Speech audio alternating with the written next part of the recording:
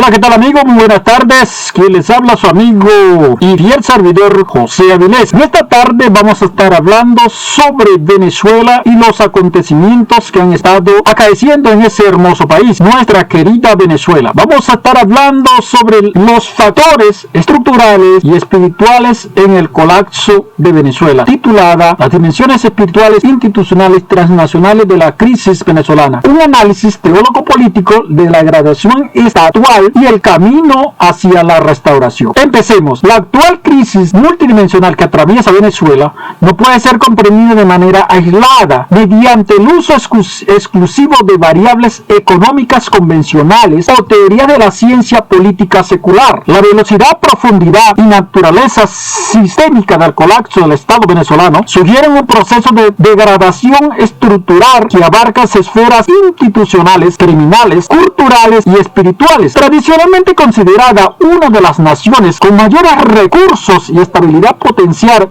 en América Latina, Venezuela estaba experimentando una transición a un estado fallido en que la captura institucional por parte del crimen organizado transnacional ha coincidido de forma directa con la institucionalización de prácticas esotéricas y idolatría. Marco de análisis sociopolítico, histórico, teológico es el desmantelamiento del tejido social y el empobrecimiento extremo de la población no son eventos fortuitos, sino consecuencia de decisiones deliberadas por parte de su liderazgo político al apartar el Estado de los principios éticos y de justicia tradicionales del marco judío-cristiano e introducir dinámicas rituales oscuras e importadas. El régimen de Hugo Chávez y posteriormente el de Nicolás Maduro estructuró un sistema de control social cimentado en la opresión espiritual y la delincuencia organizada. Este informe examina exhaustivamente la confluencia de estos factores, analizando el funcionamiento del cartel de los soles, el despliegue del esoterismo patrocinado por el aparato estatal cubano, los pactos del chavismo y la transgresión teológica que representó la maldición formal del Estado de Israel en el año 2010, concluyendo con una propuesta teológica de restauración nacional fundamentada en el entorno de los preceptos éticos del Dios de Israel. El cartel de los soles, la finalización del aparato público. La degradación del Estado venezolano tiene como objetivo uno de los pilares fundamentales tras la transformación de las instituciones de defensa nacional en corporaciones delictivas transnacionales. El fenómeno conocido como el cartel de los soles ejemplifica esta mutación. El término fue acuñado originalmente por la prensa venezolana en 1993 a raíz de las asociaciones de narcotráfico que involucraba a dos generales de la Guardia Nacional cuyas insignias jerárquicas consisten en soles dorados en lugar de las tradiciones estrellas militares. A diferencia de las dedicadas al narcotráfico convencional que operan fuera del marco legal y disputan el control territorial con el Estado, el cartel de los soles se estructuró como una federación incrustada en las propias Fuerzas Armadas de Venezuela. Durante la década de 1990, la actividad delictiva de los oficiales se limitaba a la aceptación de sobornos a cambio de emitir la vigilancia territorial, permitiendo el paso de cargamentos ajenos, y con la instauración de la revolución bolivariana, este esquema evolucionó hacia un modelo de participación directa en el almacenamiento, transporte, resguardo y exportación masiva de cocaína proveniente de grupos guerrilleros colombianos contra las Fuerzas Armadas Revolucionarias de Colombia, la FARC, y el Ejército de Liberación Nacional, ELN. El Departamento de Justicia y la Fiscalía de Estados Unidos han documentado como el régimen venezolano utilizó la estructura soberana del Estado, incluyendo puertos, la aviación militar, pistas clandestinas en estados fronterizos como Apure y Zulia, y el aeropuerto internacional de Maiquetía para inundar mercados internacionales con estupefacientes y psicotrópicas. La justicia federal estadounidense sostiene que el liderazgo político y militar venezolano concibió el tráfico de cocaína como un mecanismo de guerra asimétrica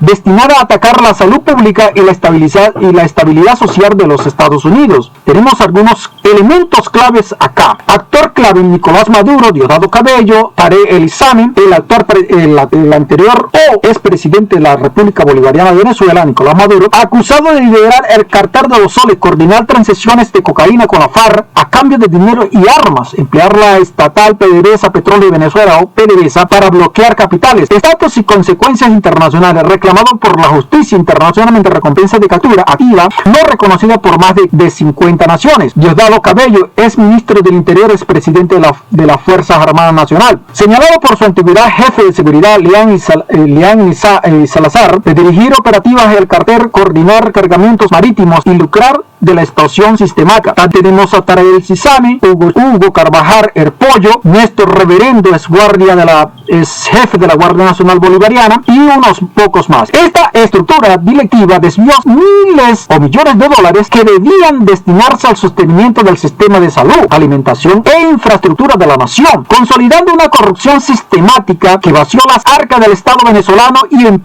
empobreció críticamente a la población, configurando lo que la teología bíblica define como pecado de opresión económica y derramamiento de sangre inocente. Veamos otro tema interesante: el sincretismo esotérico como mecanismo de control político, la influencia cubana y los ritos macabros del Estado. La declaración material de Venezuela ha estado acompañada por una profunda transformación de carácter espiritual, promovida de manera deliberada desde la cúpula del poder. Tras la consolidación del acuerdo estratégico entre La Habana y Caracas, el aparato de inteligencia de Cuba no solo exportó asesores técnicos, sino que introdujo sistemáticamente la santería, el palo mayombe y diversas expresiones sincréticas yorubas en las estructuras del Estado venezolano. Esta penetración espiritual fue diseñada como un mecanismo de control ideológico y de fidelidad política.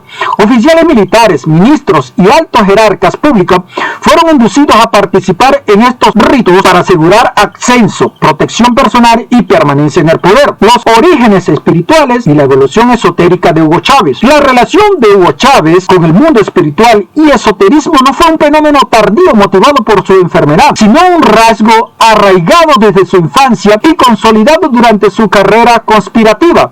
Raíces culturales en Sabaneta. Chávez se crió en un pueblo de Sabaneta, estado Barinas, un entorno rural caracterizado por una fuerza tradicional de relatos sobre espíritus, ánimas en pena y apariciones folclóricas como la Llorona, elementos que moldearon su cosmovisión inicial y su inclinación hacia lo sobrenatural, supersticiones personales. A lo largo de su vida pública, Chávez mostró conductas superficiosas, sumamente específicas, comía y saludaba patrióticamente con la mano izquierda y portaba amuletos de protección esotérica a pesar de no ser genéticamente zurdo, con el fin de repeler influencias adversas o influencias negativas adversas. Primera consulta y ritual de Cristina. En sus etapas de conspiración militar inicial, Chávez experimentaba constantemente temores espirituales. Su primer contacto formal con el ocultismo ocurrió a través de Cristina, hermana de su primera amante conocida como Erma Marsham. Cristina le introdujo un ritual específico para calmar sus tormentos nocturnos: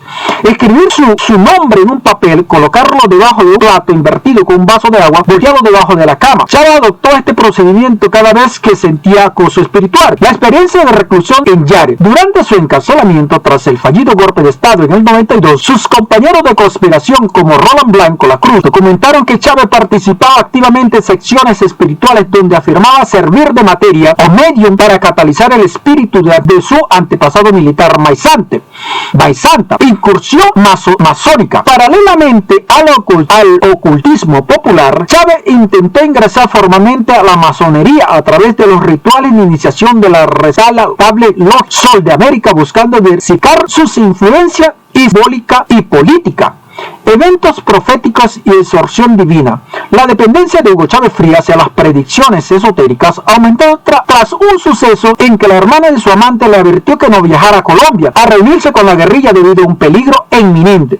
Poco después, las fuerzas militares bombardearon la zona prevista, lo que Chávez interpretó como una salvación sobrenatural que validaba el consejo de la pitonisa. Posteriormente, ante el diagnóstico de su enfermedad oncológica, Chávez adoptó una postura que analizaba denominada de extorsión espiritual, recorriendo templos de diversas avocaciones como el Santo Cristo de la Grita y prometiendo reconstrucciones de infraestructura física y templos a cambio de su curación biológica. Los sótanos de Miraflores, los actos espirituales. Con la llegada del chavismo al poder, estas prácticas individuales se convirtieron en rito de Estado. Diversos testimonios eclesiásticos y de investigación periódica, entre ellos las revelaciones del sacerdote católico Alexander Parma, detallaron la adecuación de los sótanos del Palacio de Miraflores para la realización de ceremonias de santería, sacrificios de animales y rituales de consagración de poder. Estas investigaciones apuntan en que el año 2004 coincidieron en momentos de alta tensión política interna y externa. Se formalizó un pacto esotérico de alta solemnidad y ritualidad, el cual, de acuerdo con la tradición de estas corrientes ritualistas, poseía una divergencia temporal de 10 años a cambio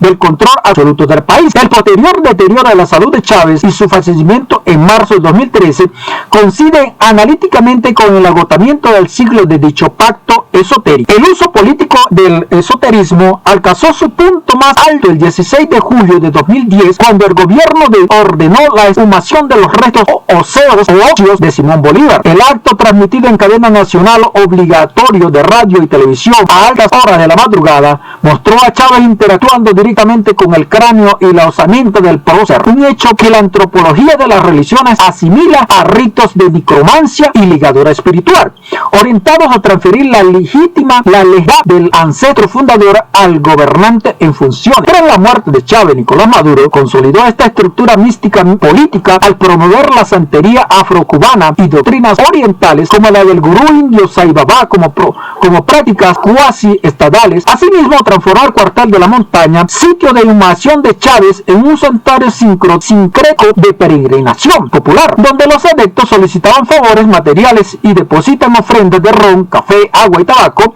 instaurando una idolatría oficial que sustituye la devoción cristiana tradicional. Procedentes históricos del uso político y la religión, el absolutismo, la represión y la instrumentacionalización del culto, la manipulación del ámbito sagrado y el uso de ritos espirituales para legitimizar regímenes dictatoriales o perseguir disidentes no es un fenómeno exclusivo de Venezuela contemporánea. La historia de Europa occidental muestra procedentes claros en los que coronas y jerarquías eclesiásticas abusaron de los símbolos sagrados y de la coacción espiritual para someter a las poblaciones y consolidar la centralización del poder absolutista. Veamos otro tema muy interesante: la masacre de la Saint-Barthélemy 1572, el exterminio bajo pretexto. Uno de los episodios más trágicos de violencia de Estado, justificado bajo motivaciones de fe, ocurrió el 24 de agosto de 1572 en París, Francia, durante las guerras de religión. Bajo la influencia de la reina madre Caterine de Medici y la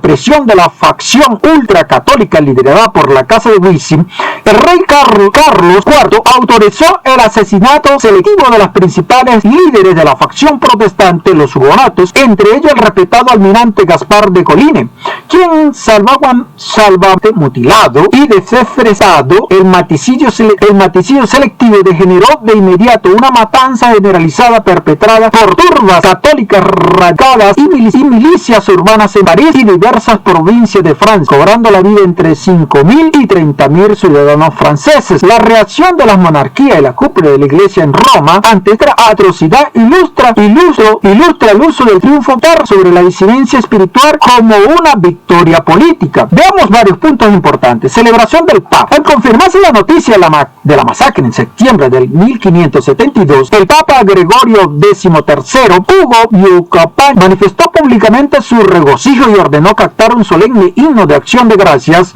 un Te Deum, en la iglesia de San Marcos. Comisión artística. Gregorio XIII encargó al renombre pintor Giorgio Vasari la realización de frescos monumentales en la sala regia del Palacio del Vaticano para inmortalizar las escenas de la masacre, es decir, hizo pinturas a favor de aquella masacre. Bendito sea el nombre del Señor. Acuñación de medallas. El pontífice ordenó acuñar una medalla conmemorativa oficial que representaba en su albecho el busto del Papa y en su reverso la leyenda en latín Unotorio Stratis 1572, es decir, la matanza de los hugonotes, consagrando el derrocamiento de sangre civil como un triunfo de la ortodoxia religiosa sobre la herejía protestante. El uso del terror de Estado respaldado por liturgia eclesiástica generó una profunda fractura social, afianzando en la mentalidad protestante de Europa la convicción de que el ateísmo católico instrumentalizaba la fe con fines de dominación sangrienta. Veamos otro punto importante: la crisis de los billetes de confesión en 1752, chantaje espiritual y centralización regia. Casi 2 siglos más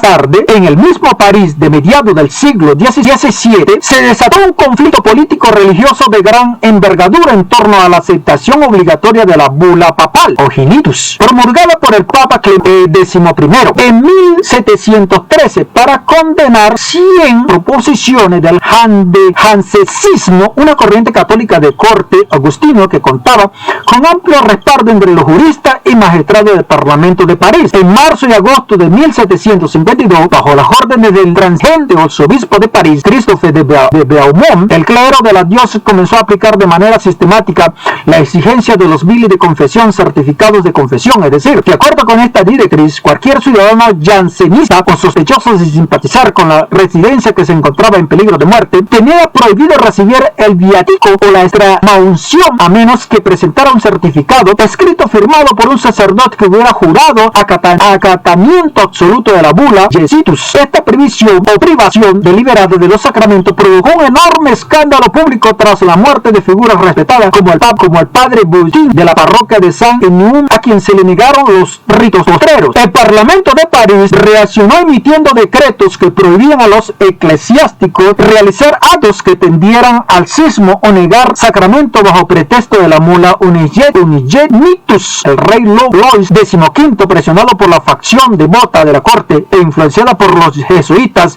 intervino de manera reiterada anulando los decretos del Parlamento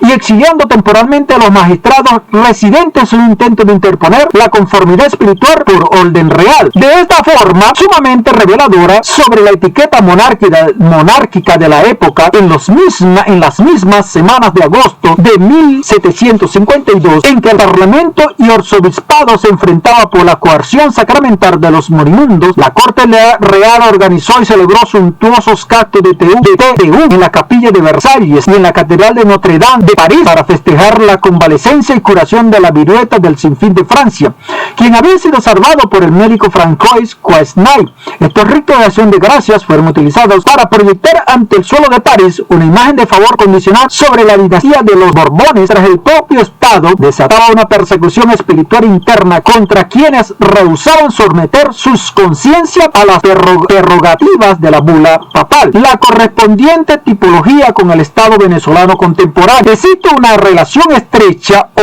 una estrecha relación estructural entre estos eventos históricos y las vías empleadas por el régimen bolivariano de Venezuela. Atributo control político ante procedentes absolutistas entre 1572 y 1752, régimen bolivariano, coerción de conciencia, denegación de sacramentos y sepultura cristiana mediante los biles de confesión para forzar el sometimiento a la bula papal. En el régimen bolivariano, exclusión de programas alimentarios, persecución de disidentes mediante mecanismos de control social y de aniquilación comunitaria, un uso ritual del exterminio, consagración litúrgica de masacres mediante el canto de Teum y acumulación de medallas triunfales bajo orden del Papa Gregorio XIII. Celebración, en el caso de Venezuela, celebración ritual de la violencia armada estatal a través de discursos de consagración revolucionaria y desfiles militares secréticos, multiplicación dinástica, uso de liturgias solemnes y el DTU de acción de gracias para atribuir la salud de la realeza a una intervención de la providencia, En el caso de Venezuela, mitigación de Hugo Chávez con el cuartel de la montaña, presentación como un interlocutor místico que bendice espiritualmente al régimen, alianzas de control, cooperación estrecha entre el tono absoluto y órdenes eclesiásticas tradicionales jesuitas para neutralizar la disidencia del Parlamento. En el caso de Venezuela, alianzas estratégicas militar e ideología con la dictadura cubana, empleando santeros e instructores para vigilar la lealtad militar. Tanto los monarcas absolutos del pasado como los dictadores contemporáneos de hoy han comprendido que la imposición de un orden despósito requiere la captura y redefinición del ámbito sagrado, empleando la liturgia y la conclusión ritual como armas de denominación temporal. Veamos otro tema importante: el decreto de maldición contra Israel en 2010, consecuencias espirituales bajo la perspectiva del pacto Abraham. El evento que concentra la mayor gravedad desde la perspectiva de las leyes espirituales del monoteísmo judacristiano aconteció el 2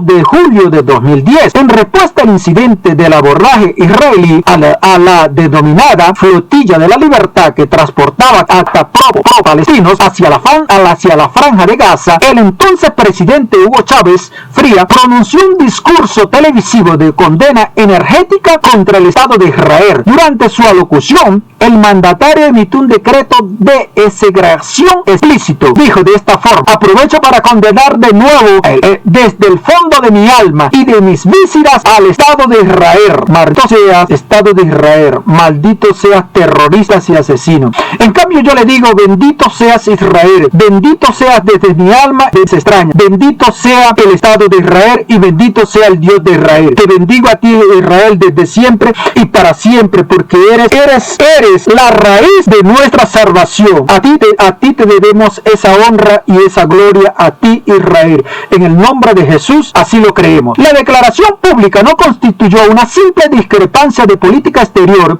sino un acto formal de carácter espiritual profético por quien ostentaba la máxima magistratura y la presentación legal del Estado venezolano. Veamos otro punto importante: el marco espiritual de la alianza abrahámica. Para las comunidades cristianas, evangélicas, pentecostales y judías de Venezuela, la declaración presidencial activó de manera inmediata las sanciones espirituales inmutables contenidas en las Sagradas Escrituras. El pacto incondicional establecido por el Dios de Israel con el patriarca Abraham y su descendencia física y espiritual establece una ley de reciprocidad en boca, escrito en el libro de Génesis 12:3. Bendeciré a los que te bendice y a los que te maldeciré y será bendito. Bendito sea el nombre del Señor.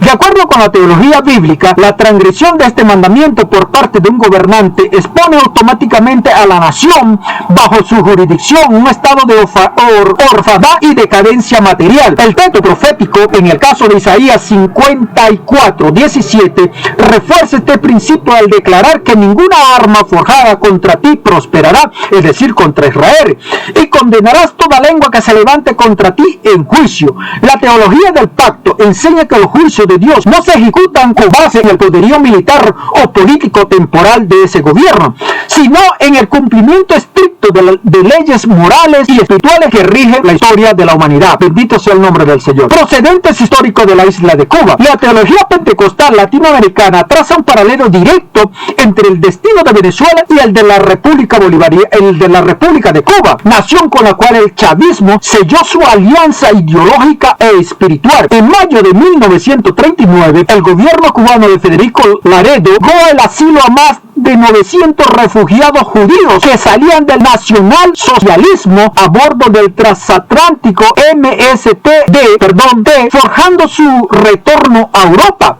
Cientos de ellos perecieron en el Holocausto. Es decir, el gobierno de Cuba dio el paso a estos 900 refugiados judíos que se iban a refugiar a la isla de Cuba y los condenó a la muerte en el gobierno de Europa. Estos gobiernos que estaban matando en esa vez a los judíos, bendito sea el nombre del Señor. De acuerdo con análisis teológica, este acto de rechazo al pueblo judío marcó el fin de la era de prosperidad económica de Cuba, que hasta entonces era denominada la perla del Caribe, asumiendo a la isla en décadas de dictadura, aislamiento, comunismo y severa precariedad material, un patrón de colapso que posteriormente se replicó en Venezuela a partir de la maldición de Chávez del 2010, las advertencias proféticas y desenlaces físicos de Hugo Chávez Frías, antes y después de la emisión de la maldición presidencial de 2010 de Chávez, diversos líderes religiosos venezolanos, entre ellos el destacado evangelista Teófilo Vance Puertas,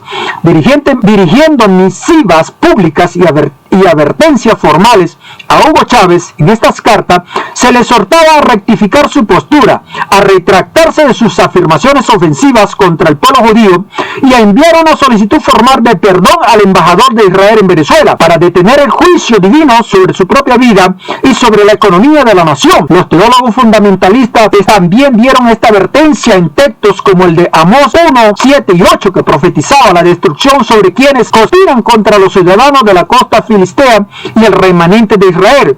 Hugo Chávez desoyó sistemáticamente estas amonestaciones doctrinales menos de un año después de haber maldecido a Israel desde sus vísceras. En julio de 2011, el mandato anunció al país el diagnóstico de un tumor cancerígeno sumamente agresivo, localizado precisamente en su región pélvica y visceral. El rápido declive de su salud, caracterizado por intervenciones quirúrgicas fallidas en Cuba y un agónico final físico, es interpretado por vastos sectores creyentes como la consecución biológica directa de la maldición autoinfligida al haber desafiado los principios espirituales del pacto abrahámico.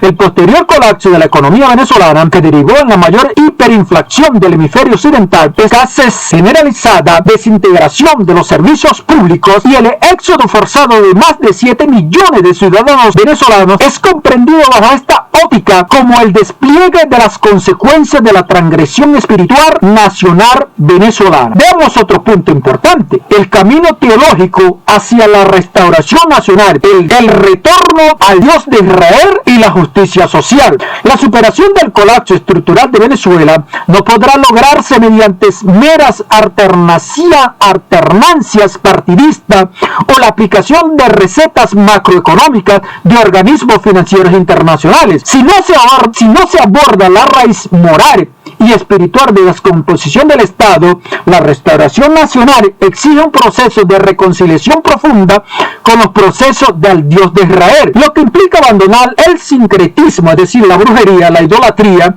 oficialista y la complicidad con el crimen organizado internacional, la denuncia de la hipocresía ritual y el imperativismo ético. La teología del Antiguo Testamento y las escrituras deuterocanónicas son rigurosas al señalar que los actos de devoción exterior carecen de eficacia si se realiza al margen de la justicia social y el respeto al derecho de los desposeídos. En el libro de Sicarás, Eclesiastés 34, 18 al 22, la revelación bíblica establece un principio aplicable a la riqueza ilícita acumulada por el cartel de los soles y los jerarcas del régimen bolivariano. Sacrificios de bienes injustos son impuros, no son aceptadas las ofrendas de los impíos. Bajo este marco teológico, el enriquecimiento ilícito derivado del tráfico de drogas, las malversaciones de los fondos del Estado, del erario público y el establecimiento de salarios insuficientes que impiden la alimentación de las familias venezolanas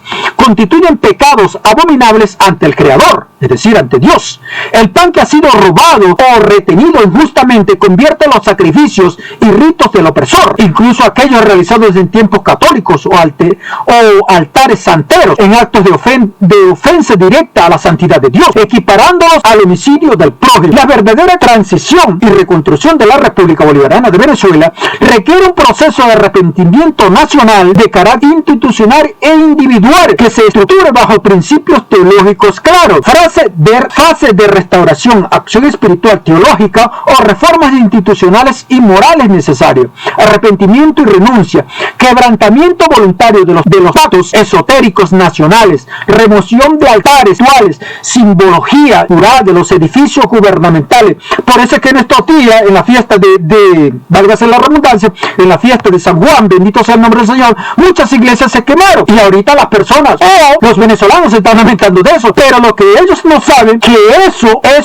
una advertencia en contra de la idolatría, que es una abominación delante del Creador, bendito sea el nombre del Señor. Tenemos las reformas institucionales, cese inmediato de fondos públicos para el financiamiento de actividades de santería o mitificación de figuras políticas. En el caso que están utilizando figuras políticas como si fueran dioses, bendito sea el nombre del Señor. Restitución y justicia ética, adopción de justicia distributiva bíblica, fin de la opresión económica sobre el asalariado y el vulnerable, desmantelamiento del cártel de los soles, persecución judicial de la corrupción y el tráfico de drogas, establecimiento de salarios dignos, bendito sea el nombre del Señor. Alineación con el pacto, retorno al Dios de Israel como única fuente de soberanía nacional, abandonando la idolatría de Estado y la necromancia oficial. En este caso, promoción de la libertad de culto, fundamentada en los valores éticos judío-cristianos y la primacía de la ley divina sobre el capricho autocrático. Reconciliación con Israel, revocación oficial y pública del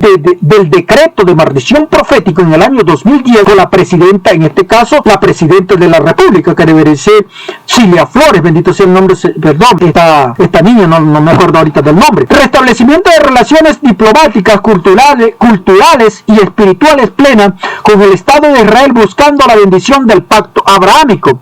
En este camino de retorno al Dios de Israel o al Dios eterno no implica la instauración de una teocracia de corte excluyente, sino el reconocimiento de un marco moral absoluto que proteja la dignidad humana, la santidad de la vida y la justicia legal frente a la arbitrariedad del poder absoluto y directivo de estas personas.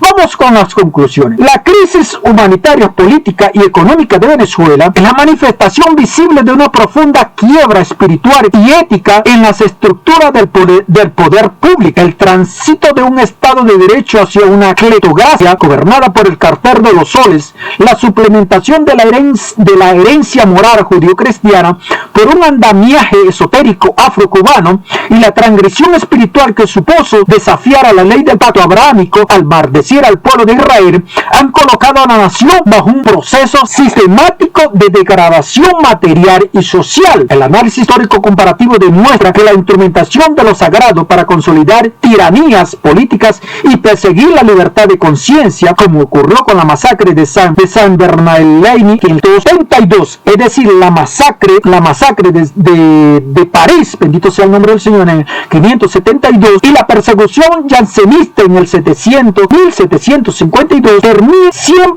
termina siempre por erosionar la legitimidad moral de los gobernantes y asumir a las sociedades en prolongados periodos de conflicto y oscuridad espiritual. Para que Venezuela experimente una verdadera reconstrucción que garantice el bienestar, la prosperidad, la paz social de las futuras generaciones, es imperativo que su liderazgo y su población civil reconozcan la raíz espiritual de su tragedia nacional. Solo mediante la adjuración explícita del ocultismo de Estado, el procesamiento judicial de las mafias del narcotráfico, el establecimiento de la bendición al pueblo de Israel y la adopción de los principios eternos de justicia, verdad y santidad al Dios de Israel, podrá Venezuela romper el siglo de ruina y florecer como una nación libre, soberana y verdaderamente bendecida bajo el amparo de la ley divina de Dios nuestro Creador. Señores, si nosotros creemos